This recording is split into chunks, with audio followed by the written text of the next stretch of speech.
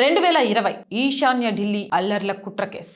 ఢిల్లీ అల్లర్ల తీర్పులో ఆ ఇద్దరికి నో బెయిల్ అని చెప్పింది. ఇది కేవలం సినిమా మాత్రమే కాదు, ఢిల్లీని స్తంభింప చేయాలని వీరు చేసిన చక్కా జామ్ ప్లాన్. అందుకే 5 నిందితులకు బెయిల్ ఇచ్చింది, మిగిలిన ఇద్దరికి ఇవ్వలేదు. గల్ఫీషా ఫాతిమా, మిరాన్ హైదర్, షిఫా ఉర్ రెహమాన్ వంటి 5 బెయిల్ లభించింది. దీనికి ప్రధాన కారణాలు వీళ్ళు అమలు చేసే దాంట్లో భాగంగానే ఉన్నారు, కానీ ప్లాన్ చేసిన వాళ్ళు వీరు కాదు, కేవలం క్షేత్రస్థాయిలో ఆదేశాలను పాటించిన వారని కోర్టు గుర్తించింది. ముఖ్య నిందితులు ఉమర్ ఖలీద్, అలాగే ఉమర్ ఖలీద్ తో పాటు షెర్జిల్ ఇమామోయిల్ నిరాకరణకు కారణం కూడా ఏంటి అంటే విద్వేషపూరిత ప్రసంగాలు చేశారు. మిగిలిన 5 తక్కువ స్థాయిలోనే పాత్ర ఉన్నప్పటికీ వీరిద్దరిది చాలా పెద్ద స్థాయిలో పాత్ర.